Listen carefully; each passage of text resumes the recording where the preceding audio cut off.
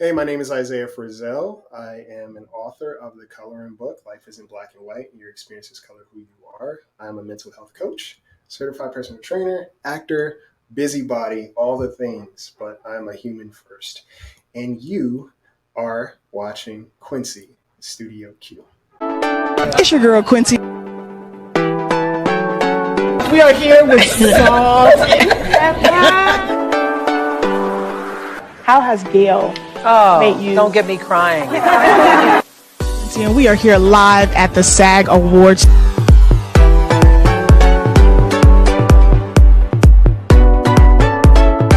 Leave a message. What's the biggest lesson motherhood has taught you? To be honest. Studio I'm the Q in the studio. All right, cutie.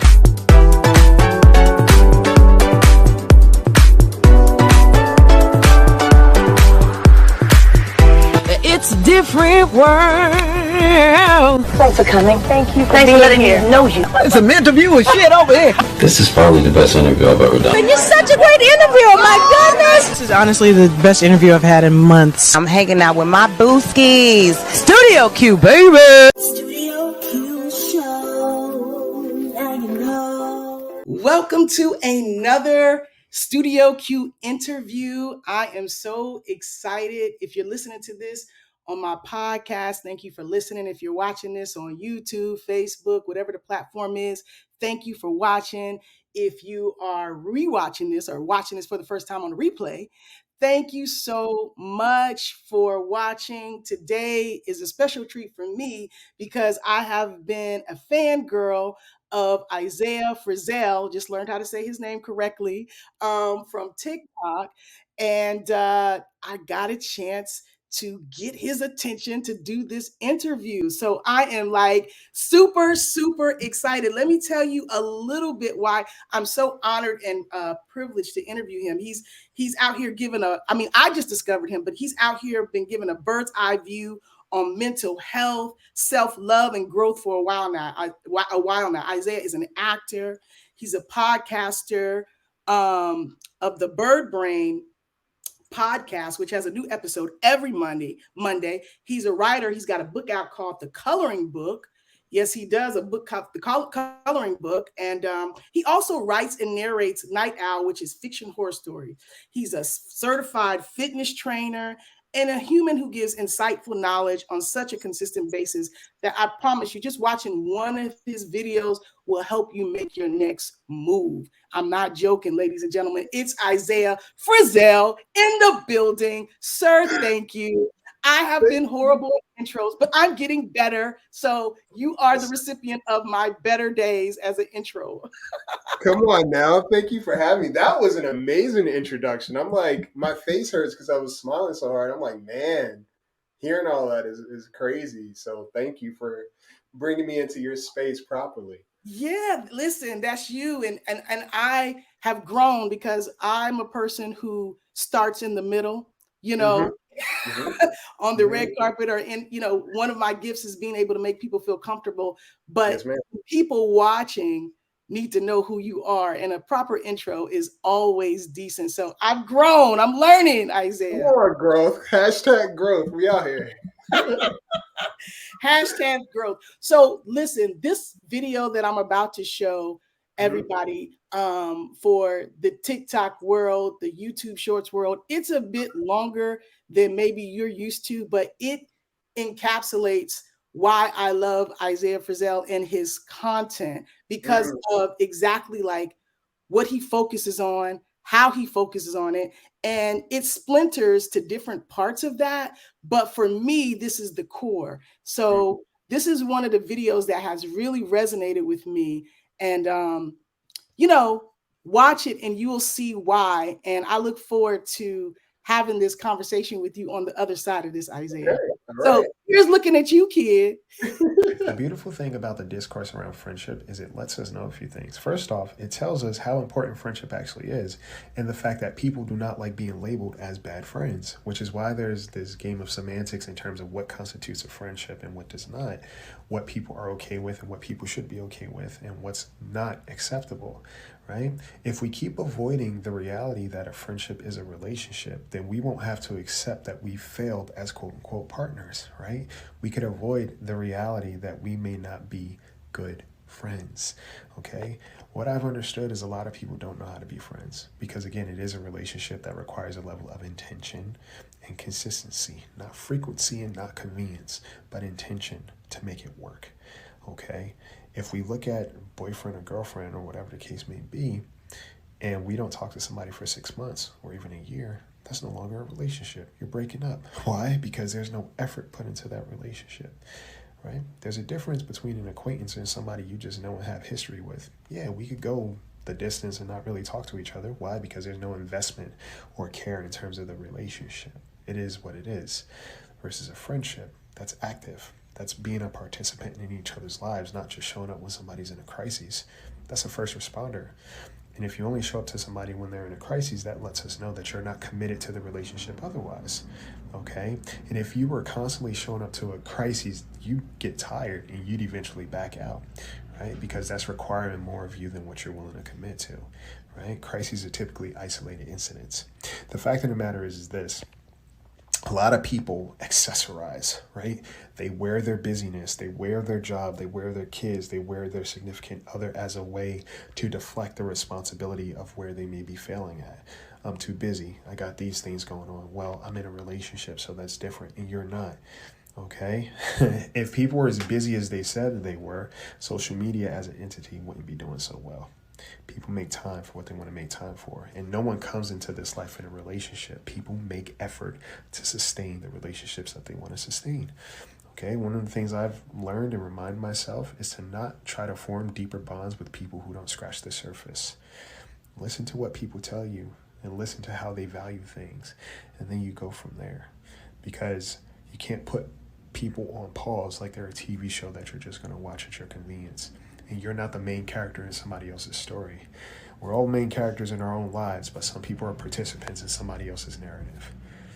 It just depends on the level of importance there. And friendship is very important. Yes, Isaiah. I mean, you know what I'm saying? For our TikTok 10-second videos, whatever, keep us scrolling. But this right here, can you tell me, like, where did you get, first of all, just you being a Black man showing up in a space of self-worth, relationships, you know, accountability, just all of that right there is just amazing and brilliant. But can you tell me, where did you get all this wisdom, and how does it formulate this, I don't know, just this foundation of relationship, of friendship? Because you use that, like, no matter if it's romantic, no matter if it's familial, you're like, it's about relationship one-on-one. Yes, ma'am.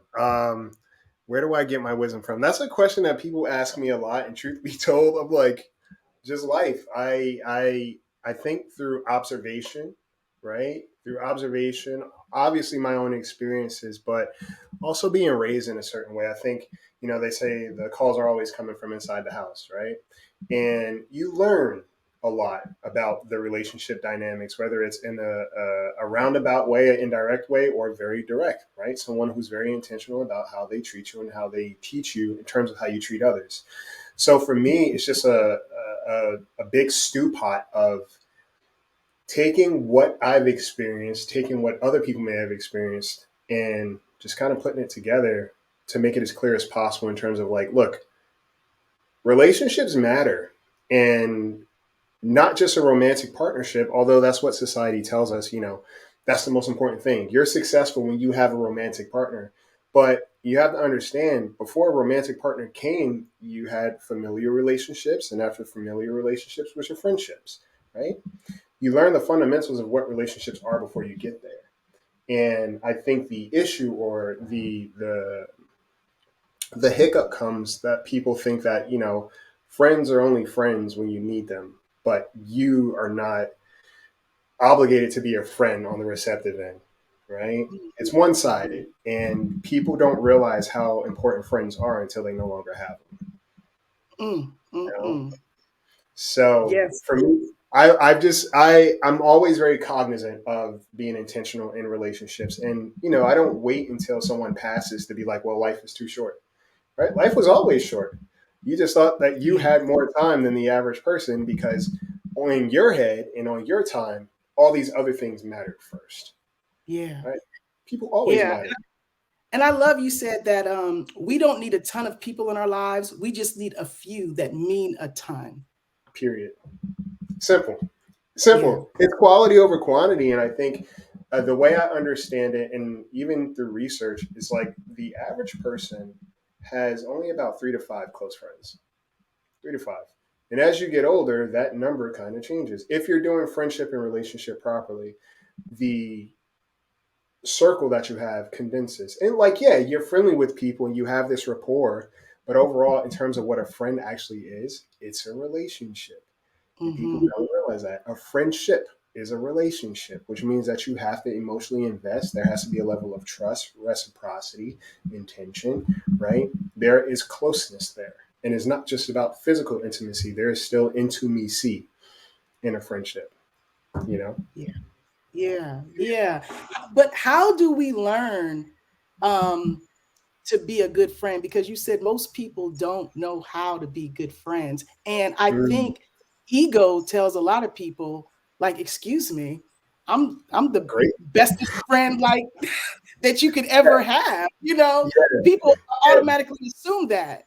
Yeah. Well, that's such a good question. I think how people learn is first, um, paying attention to what matters to you and why, and even have an open dialogue with another person. Because, sometimes you go through life and you're like, well, yeah, this is just a norm. This is what I know. And then somebody comes along and is like, well, no, that's not right.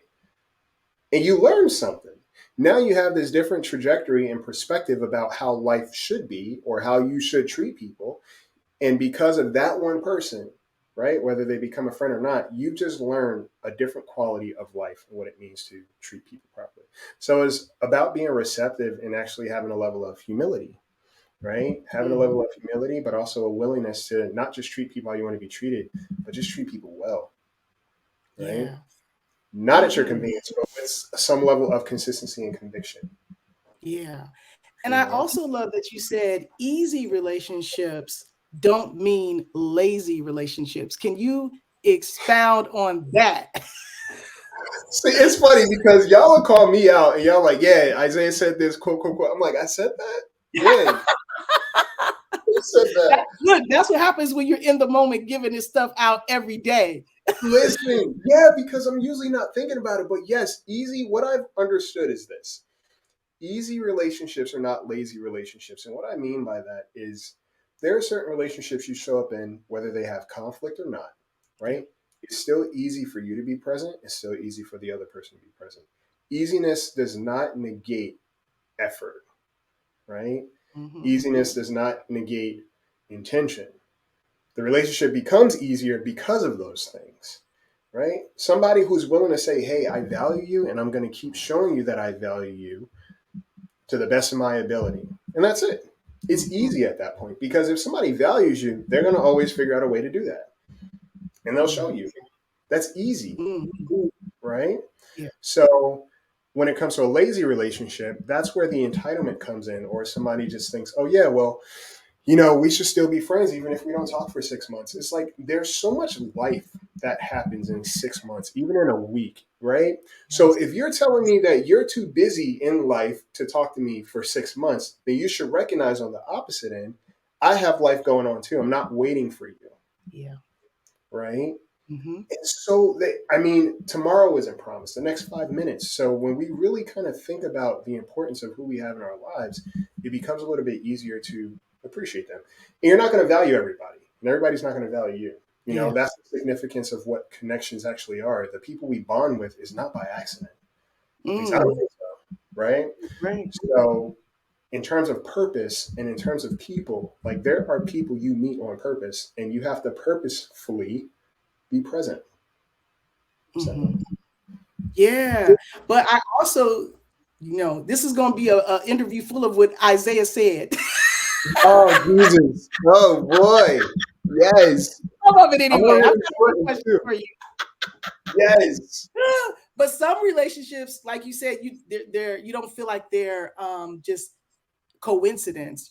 They're Right. on purpose. But you said Right. some relationships are not meant to succeed past the lesson that they teach.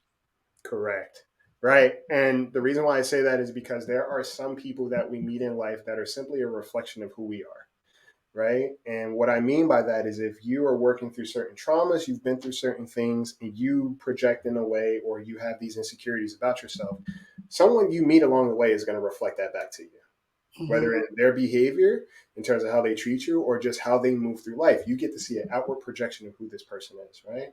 Mm-hmm. And if certain things start to resonate with you, it's like they always say, what you spot, you got. So if you are frustrated by somebody's behavior, you're annoyed by certain things, and if you take a pause and ask yourself, why does this bother me so much, right? You learn something about yourself. You learn something about your temperament. You learn something about how you were probably treated, right? You were taught that this was a bad thing, right? So now I see it, that's bad. That's annoying, Mm-hmm. right? Mm-hmm. So once you learn that lesson, sometimes you can have a new relationship with the same person, but a lot of times that relationship may not go past a certain point, especially if it was meant for you to learn something unhealthy and transcend to a healthier space. Mm-hmm. How does being this self-aware about yourself, others, and in relationships show up for you on a set when you're acting, when in the gym, when you're doing fitness, when you're Yeah. preparing for your next podcast? Oh, that's an amazing question. I think how it shows up for me is that I learn to not take so many things personal. And personal doesn't mean that I'm ignoring what's happening. Personal just means that, okay, this person, before they got to this spot, they had their own narrative. They had their own story that was going on. Just like when I arrived, I had my own narrative. I had my own story, right? So when I understand it from that perspective, you can just kind of see people as individuals and their own history without getting so caught up in their narrative or in yours, right? Again, not taking things personal, I think is huge. It's a game changer, right? But yeah, it differs because on set there's a lot of different personalities. You're dealing with actors, right? We're entertainers, we're artists, which means that we have a lot of feelings, a lot of emotions, a lot of things we're expressing at one time, and that can be a lot, right? Yeah. Because if you have a certain caliber of celebrity, you may be oblivious to the people around you just by design, right? So how you operate on set versus how little old me comes in, I'm a little bit more aware and sensitive to certain things, whereas you, no, this is water, right? So you may move a little bit differently. Yeah. So yeah, for me, it's just like, and again, I have a degree in psychology and I also have a degree in communication. So the study of people and human behavior is just kind of like second nature. It can be exhausting though. I was going to ask, like, how do you turn your brain off sometimes? I don't. That's why I have so many things. That's why I write. That's why I do the podcast. That's why I have these videos, because it's like my brain doesn't stop. So it's like instead of me trying to force it to not think, I'm just like, all right, cool. How can I transfer this energy into something else? Yeah. You know that quote that says, don't expect you from other people? Yes. Yeah. How do we Yes. not do that, but value what they're giving to us, not as, identical, but as reciprocal, even though looking for it to match because our value system.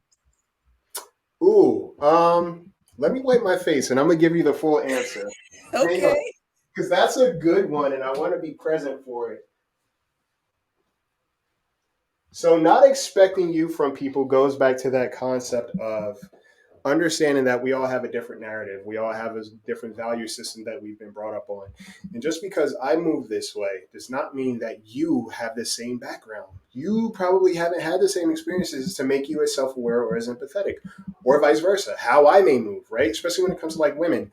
There are certain things I will never experience in life, right?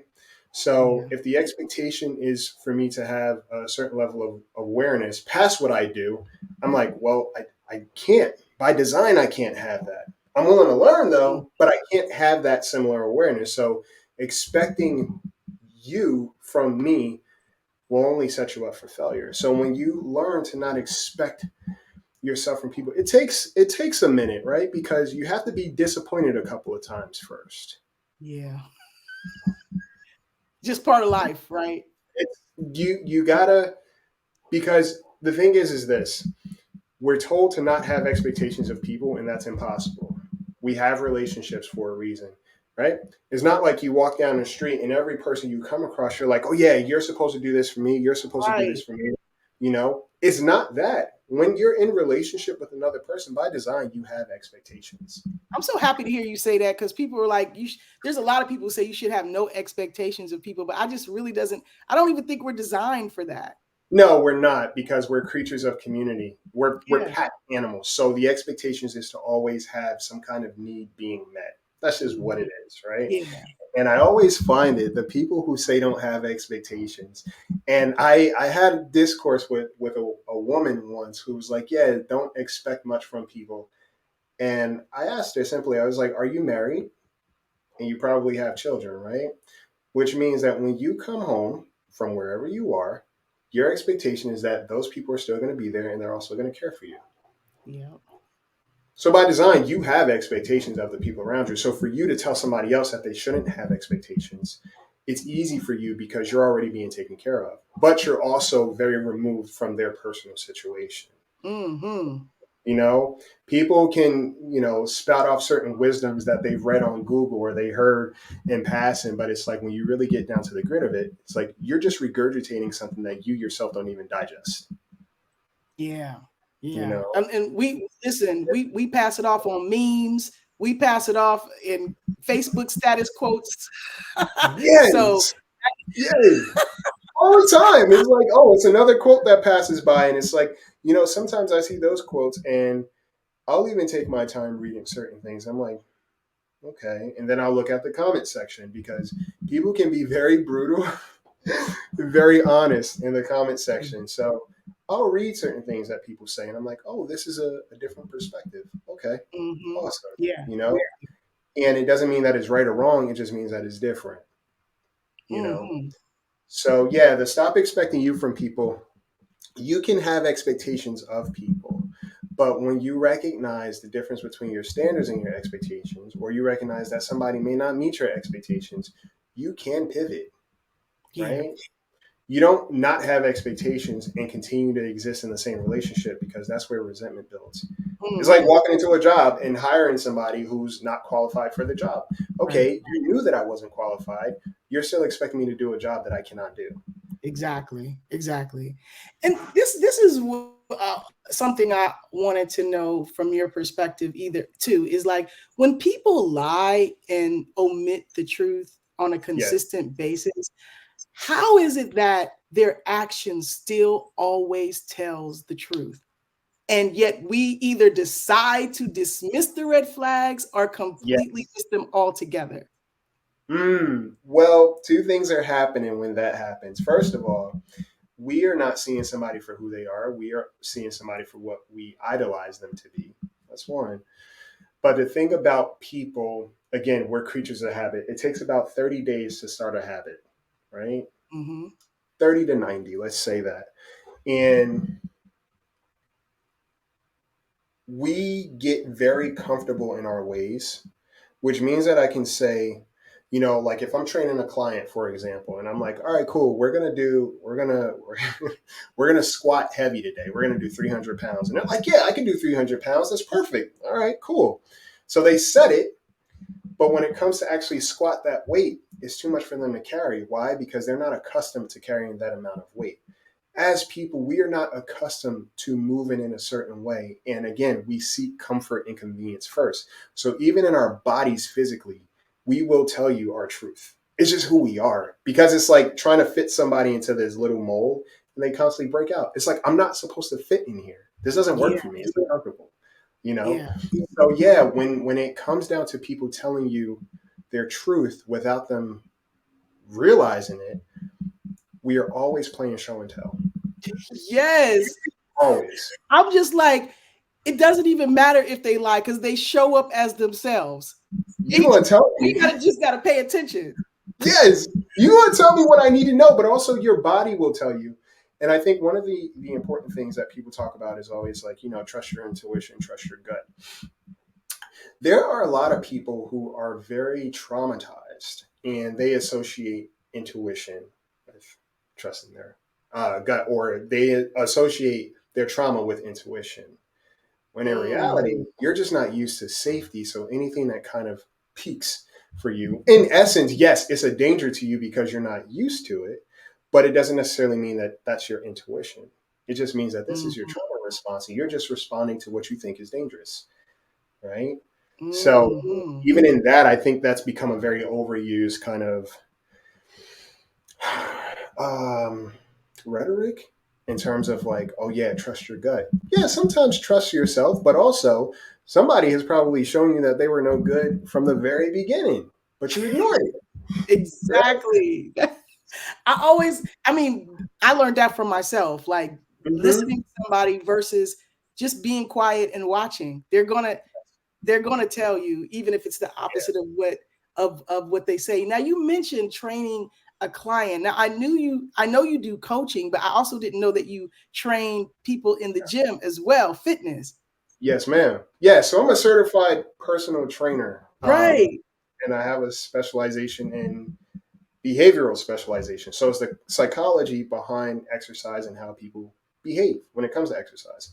So that in itself, it's, again, all psychology. So I can understand somebody's habits within about a couple of sessions working with them, right? I could also understand how their bones work, what side they favor, right? What their diet is.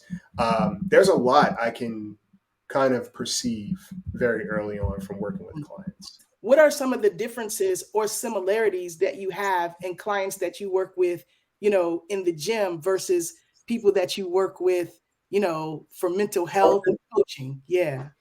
Well, hard work is hard work. Okay. Okay. And when it comes to your mental health, but also your physical health, it's exercise. It's repetitive, which means that it can be very uncomfortable. And if you get to a certain point working with somebody mentally, there's certain triggers that come up. There's certain defaults that they have, right? Modes of operation. So even when I'm working with a mental health client, let's say they're always late to the session. Okay, that tells me a lot, right? The same thing applies with a person that is late to the gym all the time, right? To some degree, you're self-sabotaging. So the psychology is existent in both realms in terms of like how somebody just operates in their day-to-day. So yeah, they're not very different. And again, hard work is very uncomfortable. It requires consistency, but it requires you to be intentional. How do you refill your cup when you're always giving? Ooh, that is, that's an amazing question. And I have a few different ways. First of all, I always talk about the importance of your relationship. So I have a couple of good people in my life. And sometimes we are just talking, communicating. They remind me of certain things. I remind them of certain things. And that's a beautiful exchange. But also I take time for myself, right? And I'm pretty introverted. So it's like a lot of times I spend time doing my own thing, or I'll go to a bookstore. Like I do my thing. Exercise is amazing for me too. So I find different ways to take care of myself. And sometimes I don't even realize it. But I'm a big journaler as well. So it's like getting things out there is very important. I'm a big hand writer. So it's funny. Yeah. Okay, so I do something. I write 5 gratitudes a night. And I do that in my phone. So every night I write 5 gratitudes. But when it comes to journaling, I handwrite it because I like the physicality. And again, it's exertion of energy. It's exercise. Yeah. Right? That's what I'm talking about. When my mind is faster than my hand. And I'm like, okay, I'm going to end it right here because I didn't got a cramp. That's the tips I'm looking for, Isaiah. Yeah. Well, you just got to take a pause and you got to give yourself a break. Like if you have more to talk about, you'd be like, all right, cool, I'll be back. I'm gonna come back and then I'm gonna get into it. But Yeah. sometimes by the time you come back to it, it's like, all right, I have a new thought completely. Yeah. That's the thing about journaling is not so much about getting everything out. It's just about getting what you need out to feel fine. I love that. I love that. Yeah. And you know what? When I went to look at your list of podcast episodes, everybody has a podcast and he has a new episode every Monday. I was That's right. like, he doesn't have any rules to his podcast either, because it's like 30 minutes, 7 minutes, 1 minute. Can you tell me what made you come up with that kind of I don't know, what is it, pattern, or just Yeah. did you do it? Well, see, I apply the podcast for me is kind of like a journal, and I have the same application in terms of how if I usually try to keep it between like 20 minutes and 30 minutes. So again, by the time I stop talking, I realize I'm like, all right, cool. I don't want to talk anymore. I said what I needed to say, right? Because the goal for me is to not I just love talk. that. Yeah, I don't want to talk anymore. I'm like, I've never seen that before. yeah, but I try to keep it within the confines because I understand too the attention span of people. We have a very short attention span, especially now because there's a lot of information we're always digesting. So I think about it in terms of like, when would it be beneficial to listen to this? On your lunch break, while you're driving somewhere, maybe you're just sitting at home. 20 minutes is good, right? And you can retain it, right? It's not too much you're trying to digest. So yeah, 20 minutes, 25 is usually my cutoff. The 1 minute is so that's the bonus content, and it's called the moment of your time. And basically it's just this little tidbit to kind of take with you on the day, whether it's a poem, whether it's an affirmation, something simple that you could just chew on, be like, all right, cool. This will take love that though. Because it's like you just wrote your own rule. You're like, whatever y'all doing, this is what I'm doing. Yes. Well, it's funny because I think when I first started the podcast, I was like, well, I love horror, but I also love mental health. I'm going to do what I want. So I created a space to have both of those. And even now, I just finished writing my second book, and that is a horror fiction. I was Wow. like, just do. And Just I would do never associate what you're talking about with horror fiction, but I would think you'd be able to come with some pretty incredible stories. Like I said, my mind doesn't turn off. So it's like it's just finding different ways to give room to all parts of who I am, right? Yeah. Because we're very three-dimensional people, and again, you don't have to fit into a box that's not made for you. Yeah, You know? yeah. Do And your thing. you can create your own situation, like Yeah. how you did the podcast. I just love when I saw it like that. I Oh want to man. know, how did you get from quote, Uh-huh. am I good enough for this, Yes. versus understanding that I may actually be far better of a human than I think? How does one make that jump? I think using external history as a ways of documenting just how great you are, right? Mhm. Because sometimes our mental voice, they don't get out much, right? So they will only kind of repeat a certain narrative that we were told by someone else who didn't get out much, right? Mhm. And so their experiences are limited, and it's also fear-based. So when you start looking at the people you keep around, the things people say, right, the work that you've accomplished, you now have information that, okay, as small or insignificant as I think that I am, here's all the information that proves otherwise. Yeah. So it's a lie, right? Receipts. Receipts. Yeah, and that's why I appreciate social media, because it's held me very accountable, and it reminds me of like, look, you're not just talking into the wind. There are people that are listening and obviously quoting you. And this comes with a lot of responsibility, but at the end of the day, you're not insignificant. Yeah. You know? Yeah.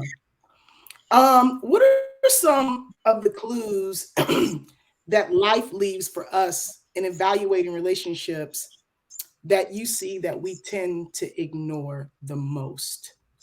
Oh, that's such a good question. Um,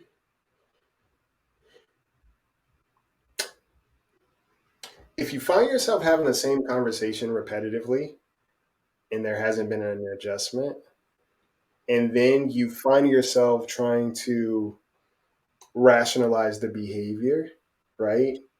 That's usually when you know it's time to go. Because the minute we so here's the funny thing that we do. When we are unwilling, but we know we need to make a very hard decision, we start backpedaling. We're like, oh yeah, but it's not so bad, or but maybe I was overthinking it, or maybe, you know, they were just having a rough day, etc. Right? Mhm. We start getting very creative and we start rationalizing, and that's when life is leaving you a lot of clues. It's like, hey, so I showed you this, I showed you Mhm. this too. You keep saying how you want better, but yet and still, this is what you're resorting to. I'm gonna just leave this here, Mhm. right? So Yeah. the clues that are left is usually repetition of what we are aware of. Also, our inner dialogue when we start trying to rationalize certain behavior, but also how we feel sometimes. When you start to feel like you're minimizing yourself, or you hesitate to even share good news with a person, right? Mm. And you try to keep things very surface, or just by design, you don't really want to spend time with them as much as you used to. These Mhm. are all clues that there is something in the water in terms of the relationship. Maybe it's just a simple conversation that needs to be had. Mhm. But overall, there is information in terms of like how your body responds too. Because again, we're very instinctive, right? So Yeah. we can spot whether something is healthy for us or not. Sometimes we may try to glaze over somebody who's unhealthy and be like, well, yeah, they're this. Or we'll glaze over somebody who is healthy as unhealthy because, oh, this person's boring. We don't fight at all. So they're Mm. just, they're not stimulating me enough. It's like sometimes you being stimulated is somebody being very hot and cold with you, and you feel like you got to chase them to keep them around because you Hmm. feel like you work for love, right? That's another thing. Right. Love is not something that's earned; it's an essence. Okay. Yeah. I always say I don't believe that love is a choice. I believe you choose to treat people that you claim to love. How you choose to treat them is the choice, right? Mhm. Because again, going back to how we exist in the world, you could be driving down the street, somebody's in the car next to you, somebody's in the car over here. You don't love those people. You don't even know them. You don't have a Mhm. connection with them, right? If love was such a choice, it'd be like, hey, I don't know you, but I love you. Hey, I don't know you, but I love you too. All right. Mhm. We have connections for a reason. Okay. But when you truly do care about a person, you also care about how you make them feel and how you treat them. Right? Yes. Yes. I saw that quote and at the end it said the end. It was so final. Like Yes. people who love you care about how they make you feel. Every time. Every time. And some people may say that they love you, but in actuality, they're not treating you very lovingly. You Hmm. can love me all day long in a way that you want to love me, Receive. but I don't feel loved by you because it's Correct. not translating to me. Bingo. Right? How we respond to love and how we communicate it is also a thing as well. But again, if you do love a person, you are going to make sure that you're loving them in a way that they can comprehend. So that's also another part of it. But also, when we talk about love languages, people fail to realize it's like, okay, you're telling everybody this is your love language. I'm an acts of service. You gotta do these things for me, or whatever the case may be. But it's like, all right, so do you do those things for yourself? Or Come when on you're in a now, different Isaiah. place, Come like, on. right? Do you do these things for yourself? Or when you're in a bad place, how do you revoke that love from you? Right?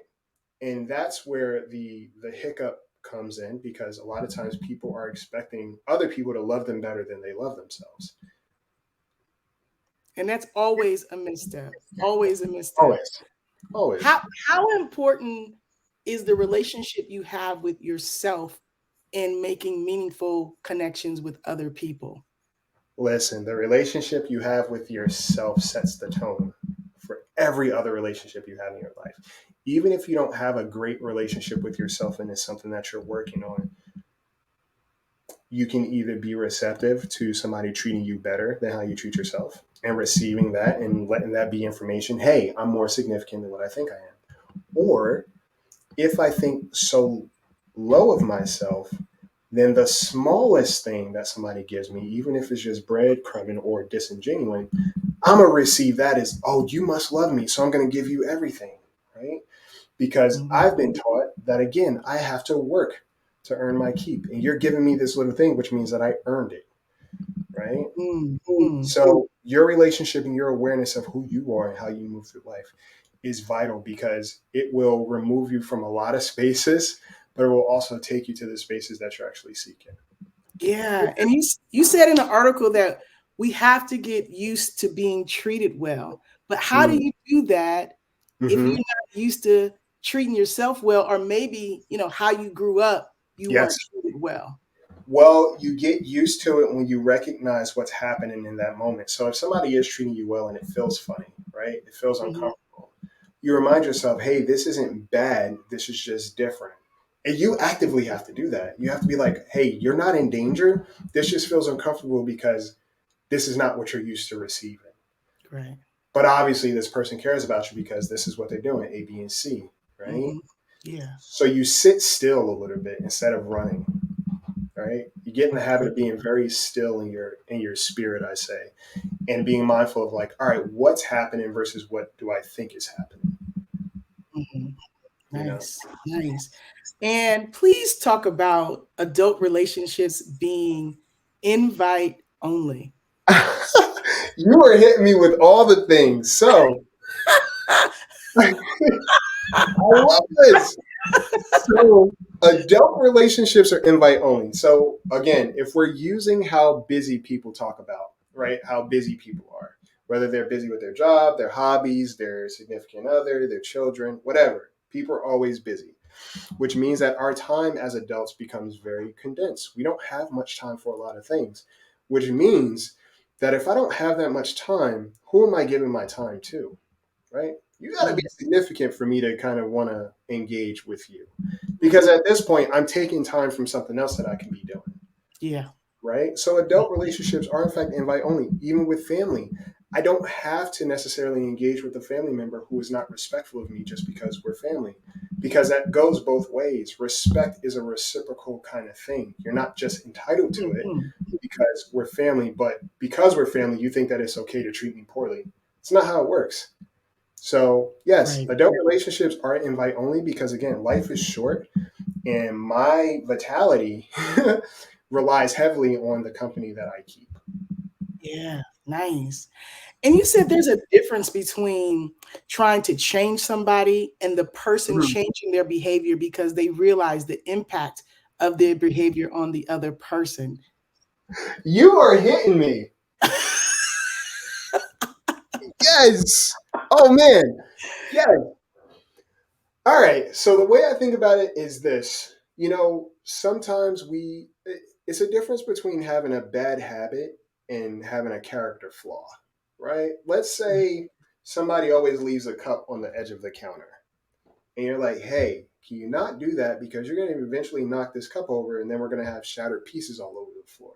Somebody's going to get hurt. All right. It doesn't take much for you to put the cup in the sink now and learn that. That's not a character flaw. That's just a behavioral pattern, if you will. Right. So when people get caught up in you're trying to change me or whatever, it's like, I'm not trying to change you, but well, no, I'm not trying to change you as a complete sentence. I'm just trying to change this particular habit because it's affecting our relationship. Right. Right. Yeah. The goal is to not change. People always are responding with, oh, that's just the way I am. And you learn from hearing a lot of gurus, like you can't change another person. You can only change yourself. But if your behavior is impacting the relationship, and you care about how you're making that other person feel, I think that taking a look at what you can do to improve the situation is only going to improve the relationship. And why wouldn't you want that? Why wouldn't you want that? See, the thing is some people are in deeper relationships with their ego than they are with you.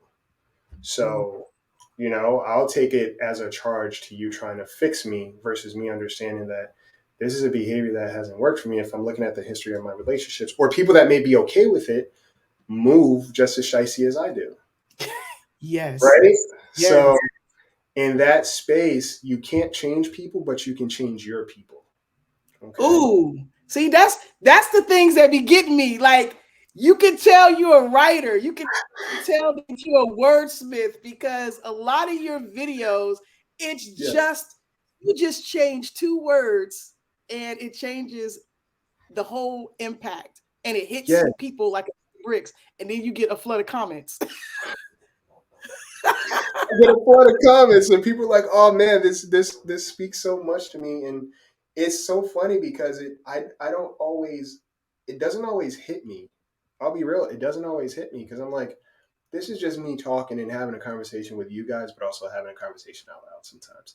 But again, experiencing people or being aware of people, I can recognize that we are all going through something, and we're all just trying to get home safe, right? Yeah.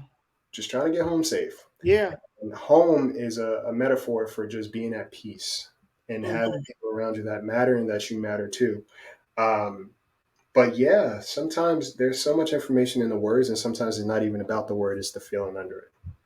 Well, what started your TikTok journey? Was it during the pandemic? Was it prior to it? Like, tell me your journey on TikTok, because that's where I discovered you. Not that you didn't exist before then, but right. Yes. For me and all the other TikTok peoples, how did you come to be? Well, TikTok, I resisted it for a while. I resisted it for a good year or two because it was after the pandemic that I got on TikTok. Yeah, it was afterwards. I was like, I'm not gonna be dancing on TikTok. I was like, I can dance, but I'm not about to be dancing on here. That's not what I'm here for. I don't have time for this. Right. And I was so adamant on not being camera facing. I was like, people aren't going to be watching me. People don't want to watch me and listen to what I have to talk about. I was like, that's just not a thing. I was like, I don't have anything to talk about. And finally, I think it was 2021.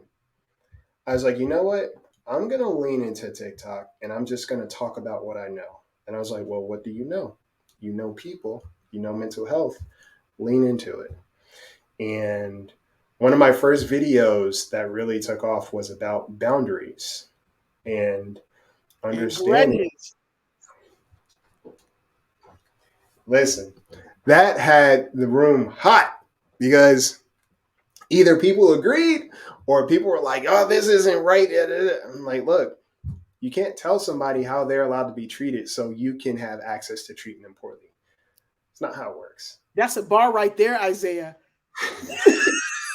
I don't know what an ether beat is, but that's a bar.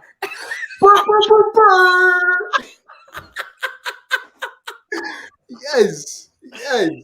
Yeah. So I think I've just leaned into it. And since then, I've just been leaning more into that because I understand that comes easily. And I also recognize how many people it's helping. So I'm like, I must be doing something right. So let me do it right, you know? I mean, this man got over 100,000 followers. So listen, somebody is out there listening, okay? Apparently. But did it surprise you? Did your popularity of what you had to share? Because I think that you're talking like, I'm just talking about what I know, but I also feel like sometimes you're talking and you're being used as a vessel to reach people. That part, my popularity still surprises me because there's never a time where I'm like, oh yeah, I'm an influencer. I'm like, yeah, I'm just this person that has a social media following or whatever. And then people are like, you're an influencer. I'm like, no, not really. I just like to, talk about these things. But it does surprise me. And man, the being used as a vessel, I think, is a real thing because Isaiah is a prophet, right? And I try to mean what I say and say what I mean with intention and impact. So I'm kind of leaning into it. And I recognize it does come with a lot of responsibility, right? And people will challenge you, right? It will make other people uncomfortable. And that in itself comes with a whole different narrative. So it's a lot. Yeah, I can only imagine because you're not talking about fluffy things all the time. You're talking about things that challenge people and how they move in the Yes. world, whether it be on the side that you're talking or the opposite side. Yes. And what I've come to know is a lot of people are not used to being called out on their stuff. And I think that a lot of your videos call people out. Yeah, and I didn't realize that at first until people started challenging me. And, you know, something that I've learned is that, again, these people don't know me and I don't know them. So them projecting so hard is just an indication of things that they are not working through or haven't worked on, right? You don't know me, but what I'm saying is familiar to you. Yeah. Right? I'm saying certain things that would potentially cost somebody a relationship. Yep. Or make you review it. Listen, get out the assessment and the data chart and you start comparing numbers and doing all the math, the pie is like, oh, okay. So this has been a little lopsided for the past however many years. You know, I think, and for me, I think the misconception with people a lot of times when I do talk about this stuff is the perceptions that, oh, Isaiah just throws away his relationships. Actually, no. Right? I'm hard body for my relationships and the people in them or that I have relationships with. Why? Because I understand how important they are. Yeah. No, what comes across to me is that you don't leave a lot of space or room for people who are not reciprocating that same kind of energy. It might not be identical, but it's definitely going to be reciprocal. And look, it's, you know how they say, we ain't got room. There's no room. We're full. Maximum capacity. Because it's, again, I'm a very understanding person and I'm not a quid pro quo person. I know how I'm willing to show up in life and other people won't show up identical. And that's fine. Yeah. But I can recognize when somebody's trying and when somebody's trying me. Right? Yeah. There's a big difference. Yeah. So in that space, it's like, all right, cool. If that's how you move, I'm going to move out your way. It doesn't need to be this big thing. But I think people are offended that you don't tolerate their behavior versus them recognizing that their behavior is not okay. Yeah. And you also said one of the bravest things you will ever do in this lifetime is walk away from people you still care about. Yes. And do we not do that? Do we not do that? Listen, I'm still fighting in the comments with people because I think the immediate default is that, oh, that's not bravery or no relationship is perfect. It's like, you're not hearing me. Yeah. I just simply said, when you recognize you're not being valued and you're holding yourself accountable. See, that's the thing about what I talk about. There's always a level of accountability involved, right? Because anybody could walk through the streets and be like, yeah, this person treated me poorly. This person did this. And it's like, all right, cool. Well, what did you do or did not do? Well, that is like, no, hold yourself accountable first.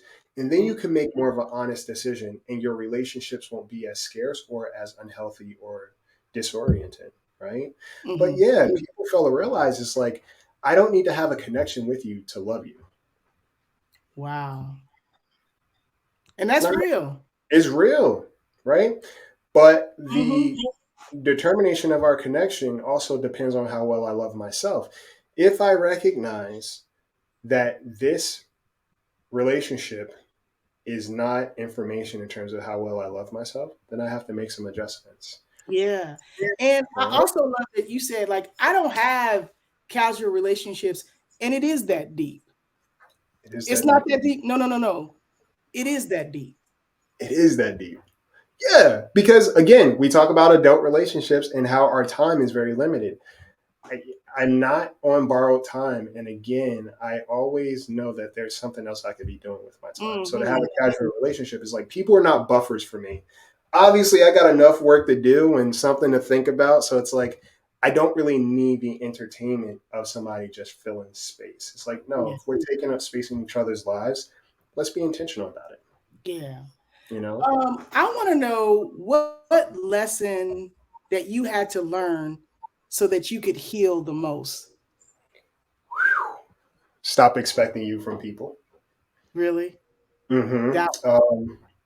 Yes, because that allows me to evaluate relationships with a lot more clarity, but also recognizing I could be kind and still not let people play with my kindness. Right? How are you able to achieve that? Because that really seems like something that we all could learn from.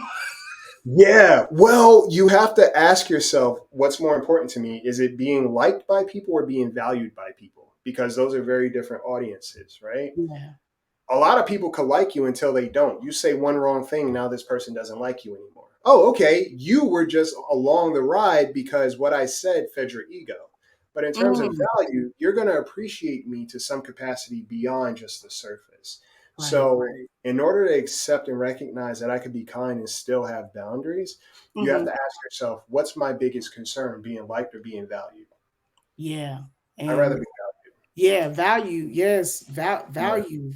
That Yeah. right there. I Yeah. mean, that can take you a long, long way. Well, that's a lifetime friend. That's a lifetime family, just to be Yes. valued, because Yeah. it shows up in work, not Yeah. just in talking. Yes. Yeah. Well, I mean, I one of the things I do appreciate is like whenever I'm being interviewed, and this is probably one of my favorite interviews, but it's like understanding that you are valued in so many ways beyond just what you think. And even when things are not going great, there's still a glimpse of what is working. And it Yeah. just comes down to who you are and what your reputation is. So thank you for having me, because it is a beautiful reminder of like, this is what value looks like. Oh my goodness. Where's the tambourine? Come on now. Tambourine. I get the tambourine on that one. Thank Day you. after Easter too? The day after Easter too? Come on now. He has risen. Come on. He has risen. He rose. It rose. He is here. Yes.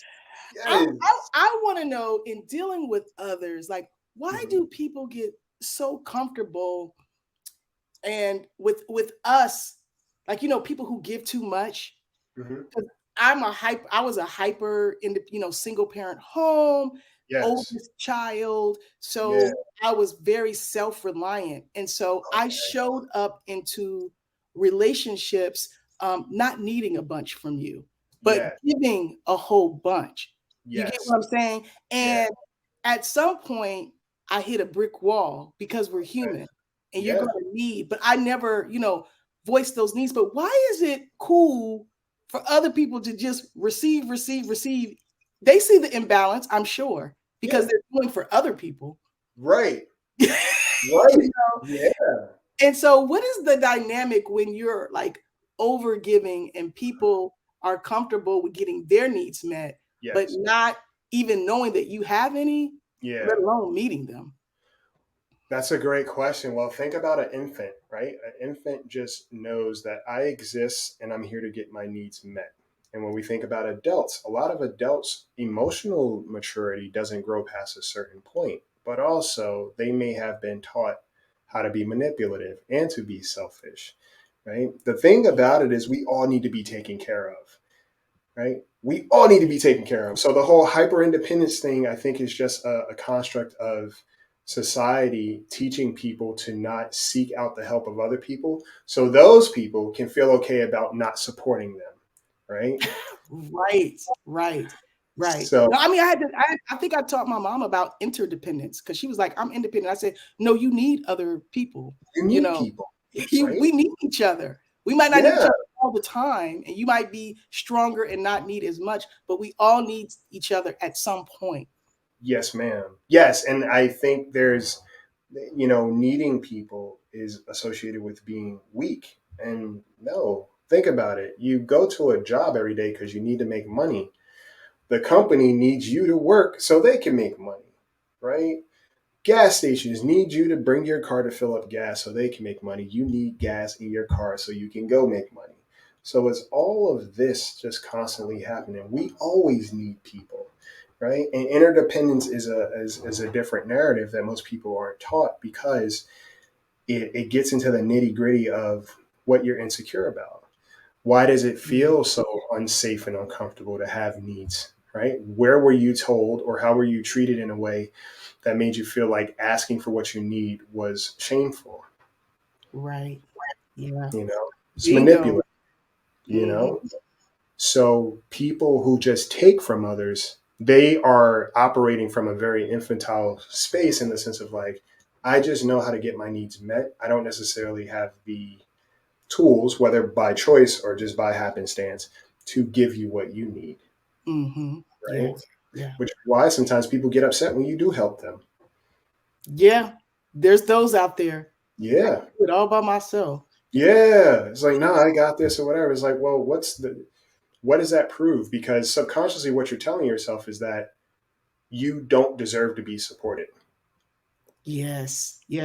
And I mean, it took me it took me actually becoming exhausted or getting out of my 20s to realize like, no, you're going to need somebody at some point. So first off, figure out what your needs are, and then surround yourself with people who are willing to meet them and that you're willing to meet theirs. But to go around like you don't need anybody, that's just not going to work. No, it's not going to work.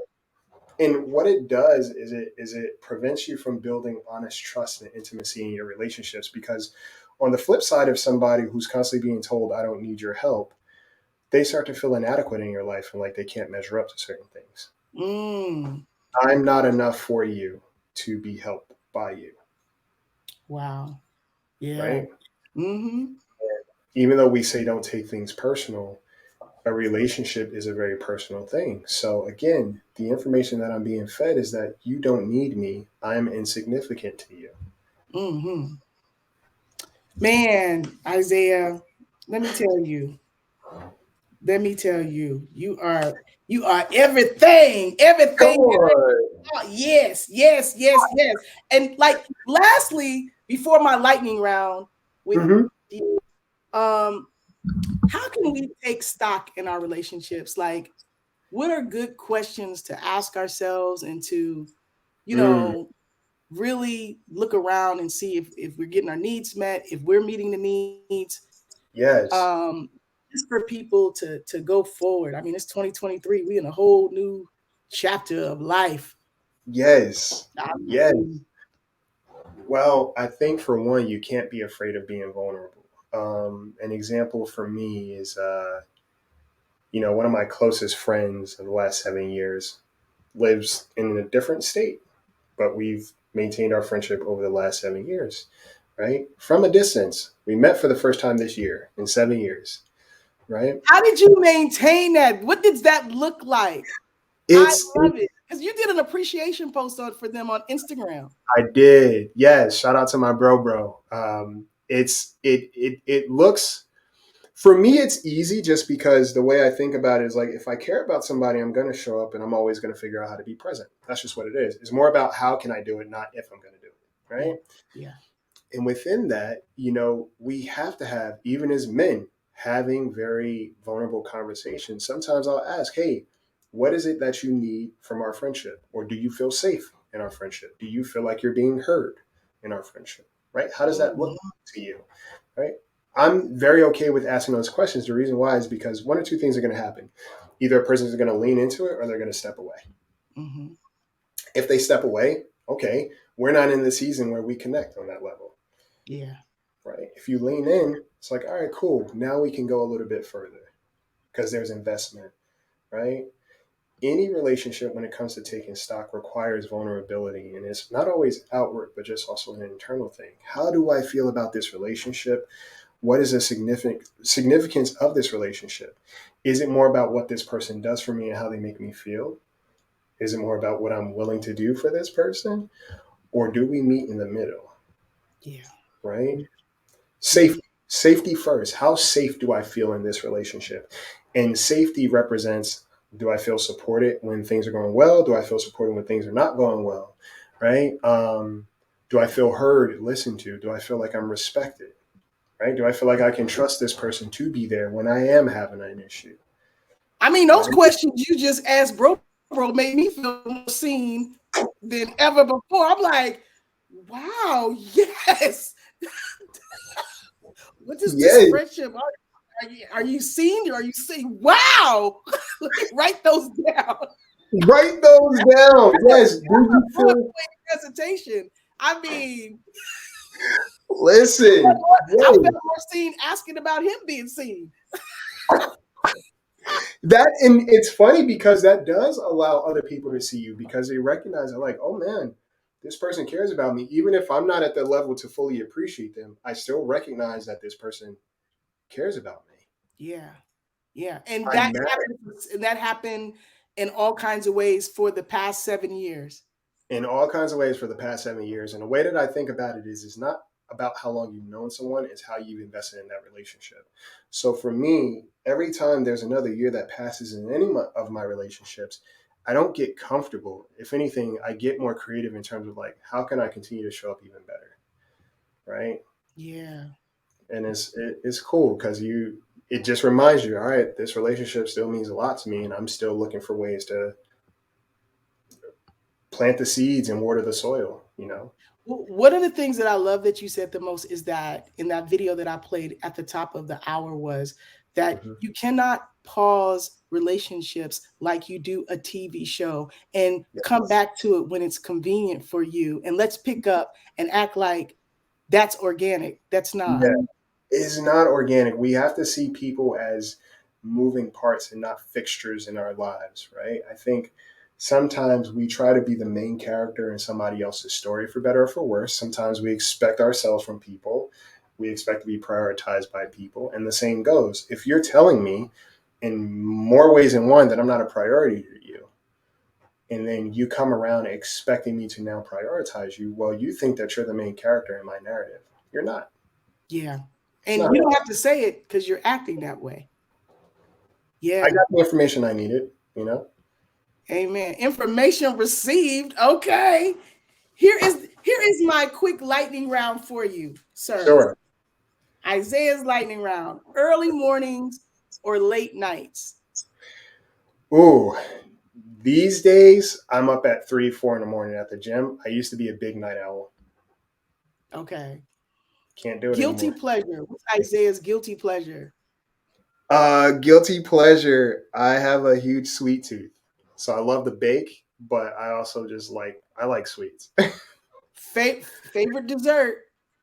Oh man, my favorite dessert is it's a variation of strawberry shortcake. It's usually my birthday cake that I make. Nice, Yeah. nice. Who has impacted you the most in your life?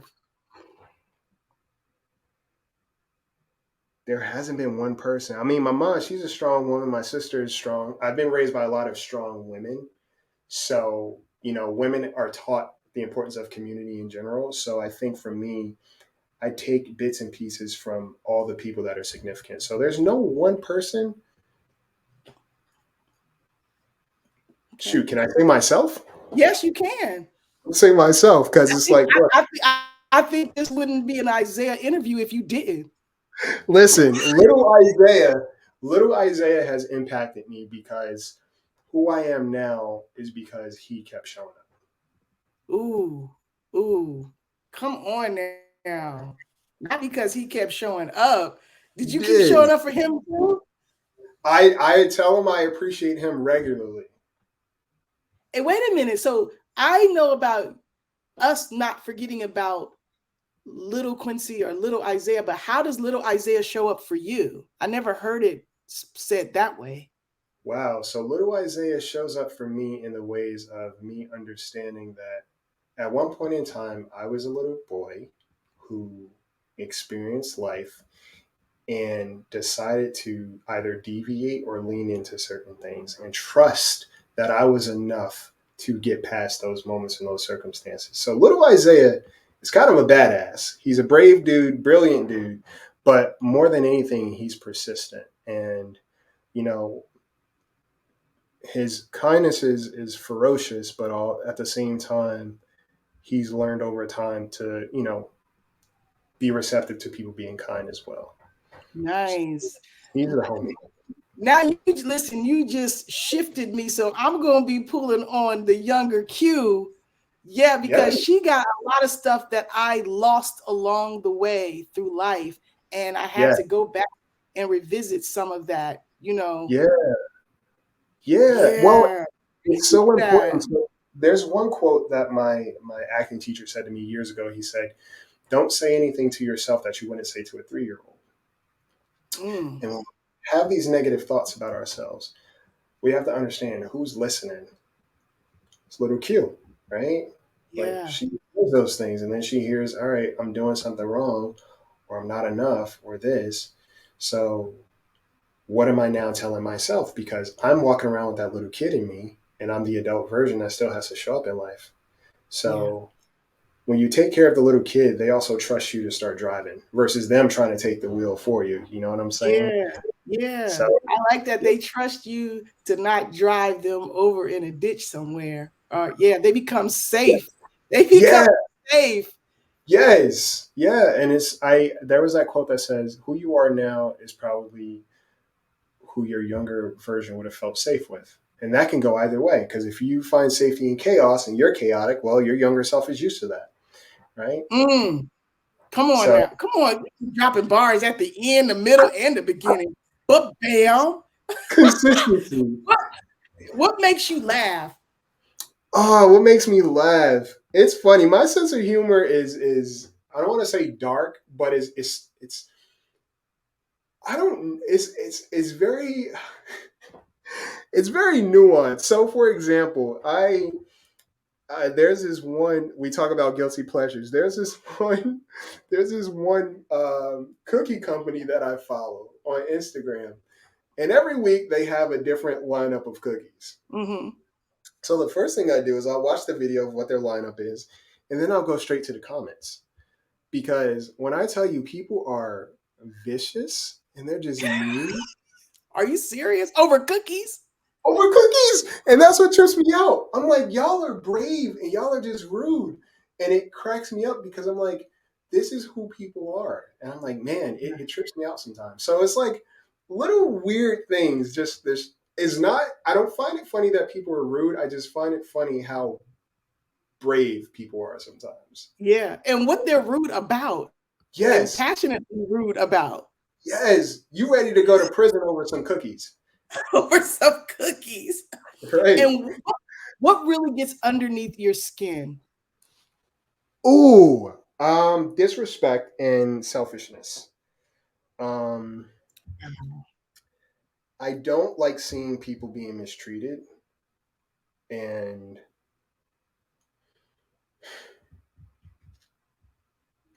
people that are just blatantly selfish really bother me Mm-hmm. because it lets me know you have this air about yourself to walk through a world where other people are actually involved in your growth or lack thereof, and you just feel okay treating them however you want to treat them.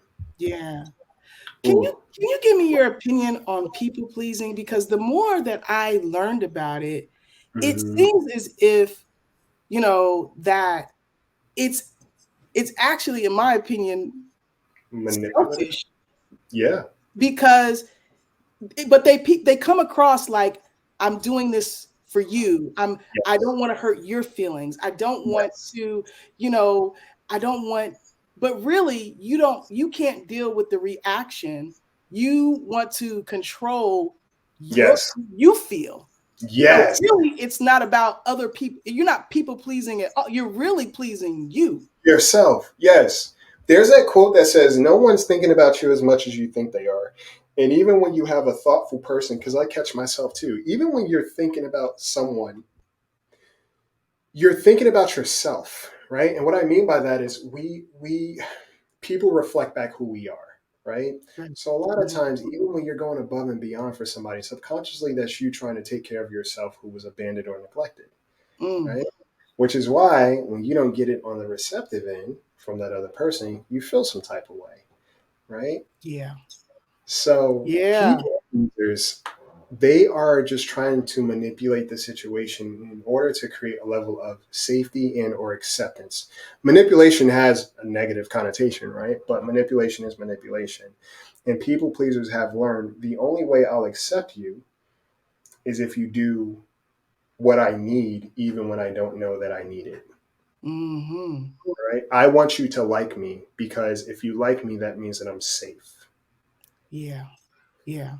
And I'm going to do these things that I think will make you like me, even if I don't want to, because I Yes. can't deal with the reaction of you not liking me, because then I don't feel safe. I don't feel safe. I don't feel valued. I don't feel like I am getting the praise that I need.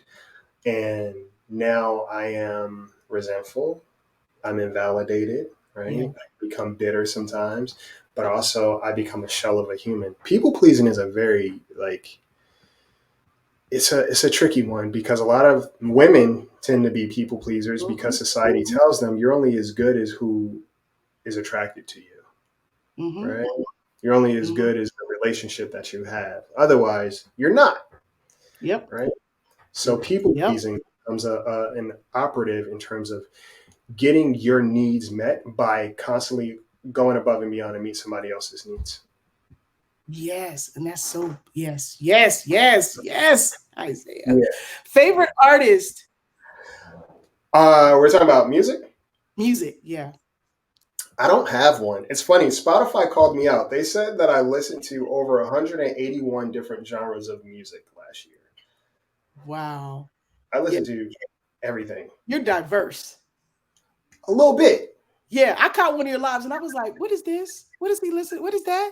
Yeah. I never heard that ever. This is new. What is this? Different. Yeah. Yeah, I listen to everything. And I think again as an artist, and there's just so many layers of who Isaiah is, and each of them has a different taste. And I'm like, yeah. all right. And you feed them, which I love. Yes, I try to nurture those dudes for sure. Favorite actor? That's a hard one too, because man, I don't have a favorite actor. I can tell you someone who I love and adore, and I always have. Angela Bassett is one of my favorites. Okay. I want to work with her one of these days. We just gonna put it out there that you are going to work with her. We're manifesting that thing. You know what I'm saying? Yes. We throwing the word want out the window, okay? I'm working with Miss Angela. Yes. Can you come up with one word that defines you? You say your sister calls you Jack because yes. Yes. Yeah, she calls me Jack, and I love that. One word that I can define me is I want to find a better word than eclectic because that's used, right?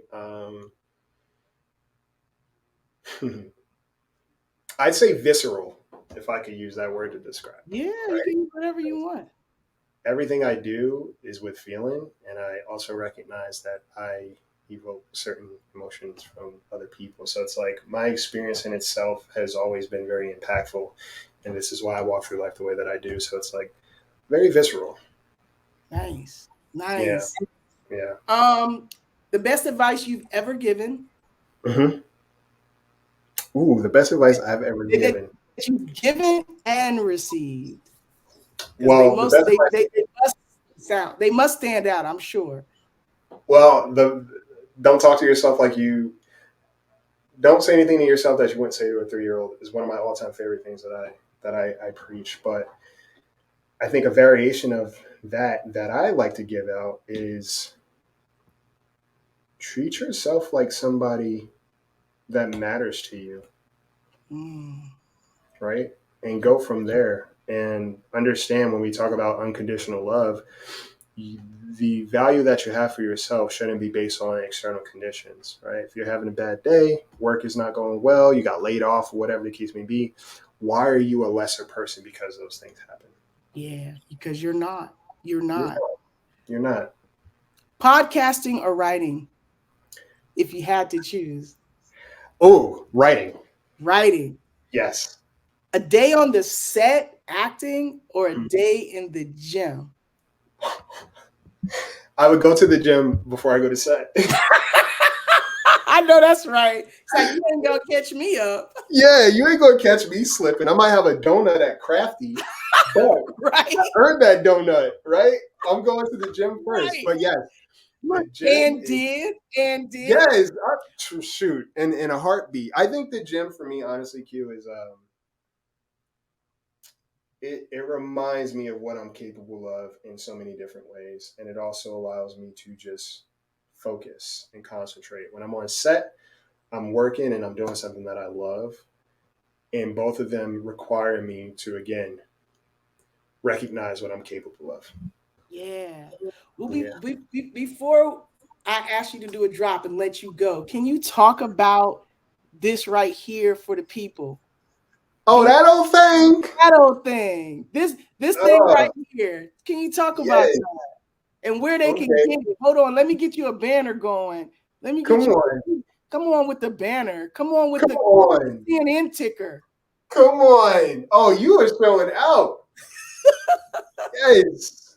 Yes. Tell us So, about this and why we need to have it. so the coloring book is a creation literally from scratch.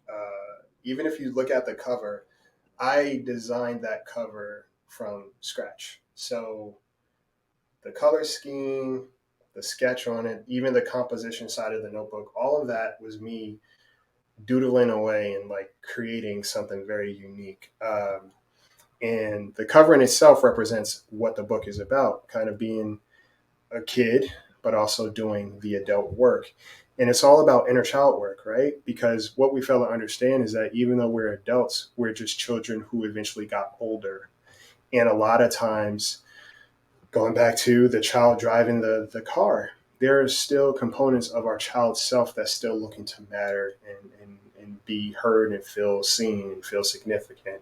So it's more of like an adult coloring book, but also a workbook. And even the illustrations in it, I drew. So it was an opportunity for me, art imitates life. It was me doing the adult work, writing this book, but also giving my younger self the opportunity to start drawing again.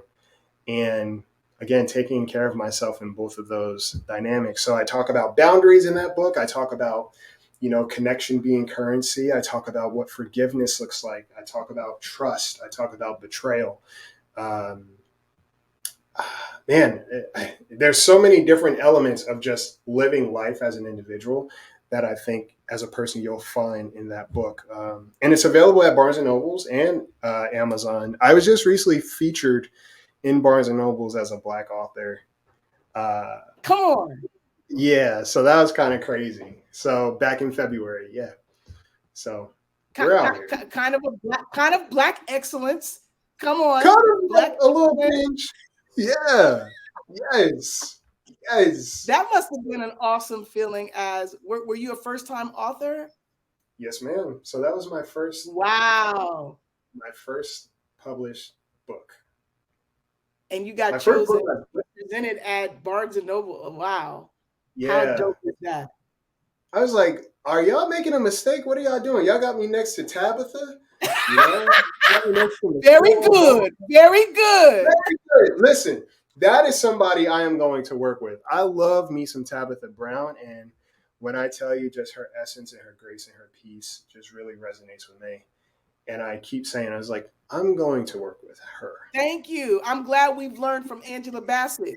I'm going to work with Angela Bassett, and I'm going to work with Tabitha Brown. We put that right on out in the universe. Yes. We call it that thing forth. The next time I'm gonna be like, so what's Angela and Tabitha like? Oh, we having coffee in about 20 minutes. Exactly. And tell everybody about this the Bird Brain podcast that premieres every Monday. Yes. Where they can get it. Okay. So I think I got a banner for that. Do I got? You got a banner? I think there we go. Thank you so much. Yes. So the Bird Brain podcast, I designed that hummingbird too. So that's an original. Nice. I saw you had a T-shirt of that too. You got merch. Yeah. So that's my merch. Again, this was my baby in terms of me just allowing myself to do what I do. And let's talk about self-awareness, mental health, personal development. And the way I came up with the bird brain is because, when people think about birds, they're like, birds are dense, they're not the smartest. But if you look at a bird, it'll migrate to a better climate when what they're in is uncomfortable. As humans, we don't always do that, right? We stay in situations that aren't always the healthiest. So in terms of a bird, you see things from a bird's eye view. You remove yourself from the situation sometimes, and you just get a different perspective, right? You stay elevated, you rise above it all, and you just keep going. And the significance of a hummingbird and Phoenix, Phoenix is always representative of resurrection, rebirth. And a hummingbird, the significance of a hummingbird, it can carry, I think, like 10 times its weight or something like that. But also when it flaps its wings, it creates an infinity symbol. So nice. Yeah. Nice. So this wasn't just something you threw together. I thought it through.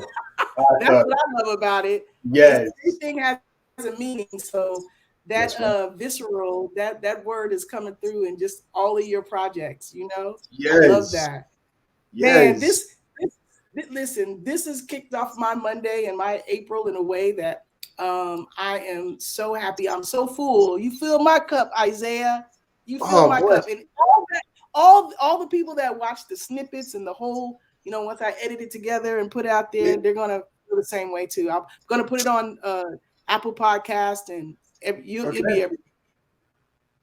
Wow. Thank you so much for having me. I didn't get to ask you any questions. I'm like, well, I should. Because it was your interview, Isaiah. Listen, it's a group effort. It's a group project. Yes.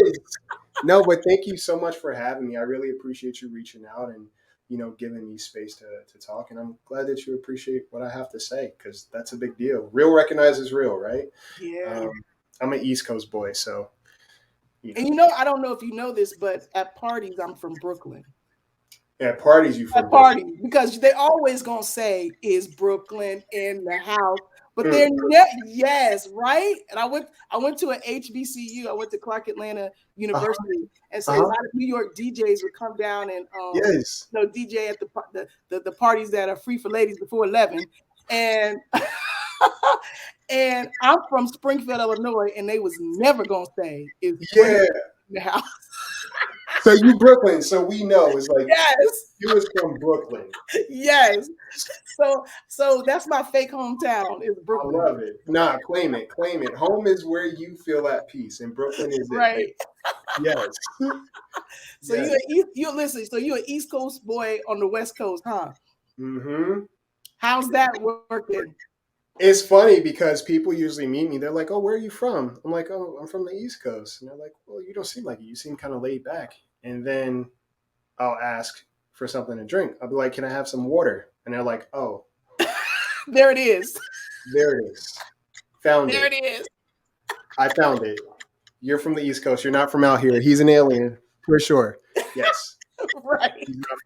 Yeah. So yes, it's cool. I think, being on the West Coast, again, I've learned a lot about myself, and just by experiencing other people, it's kind of what you make it. But I've definitely learned a lot about myself, and I've built a lot of things since being out here. And man, it's just a reminder that, at the end of the day, you're going to do what you're supposed to do. Yeah. But I like the way you're doing it, and I like the way you're showing up in the world, because you're a beacon. I mean, you're Black, you're male, and you're self-aware. Okay, right there, you didn't cut half the population. Thank you so much. Yeah, it's funny because I refer to my best friend. I call him a beacon all the time. Oh, really? Yeah. Mm-hmm. Well, I mean, beacons, they pour out that light, and they, you know what I'm saying? They help guide the rest of us. And that's what you're doing in your work. Thank you. On TikTok, in this interview, everywhere you go. You know what I'm saying? That light. Come on now. Like the theme music, and I'm going to get you, sucker. Boom. You know what I'm saying? Yes. You brought it back. I love it. So funny. Yes. Isaiah, if anybody wanted to be coached by you, on a one-on-one situation, how would they go about doing that? So you can reach out to me via email at thebirdbrainpodcast@gmail.com, or you can also visit my website link, which will be posted in this episode. And, one of the questions people always ask is, what's the difference between, a therapist and a coach? And for me, the way I operate is that it's not necessarily, for one, I'm not a therapist, right? I'm a coach, which means that I'm going to be present with you along the way. And I don't diagnose, but I can be aware of certain setbacks, certain blind spots to help you in terms of progressing in life. So it's all about solutions and progression. We may touch base on certain past experiences, but we don't stay there because the goal is to always move forward. And we have fun along the way. It's hard work, but it's also hard work. I love it. Yay! Yeah. So we got a commercial out of it too. Come on now. You know what I'm saying? Listen, I'm trying to give you all the things. I appreciate it.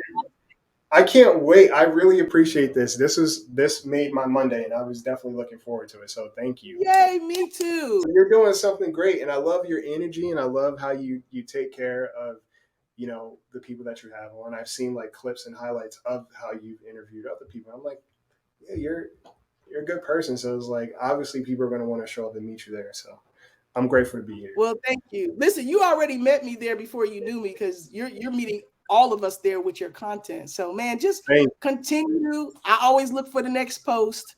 You know what I'm saying? Listen, I watch you like reruns, just like the Jeffersons. Thank you. So listen, it's timeless. Stuff that you're talking about is timeless, and we need it, and we need it from somebody who looks like you. Wow. I receive that, and I don't take it lightly, honestly. So thank you.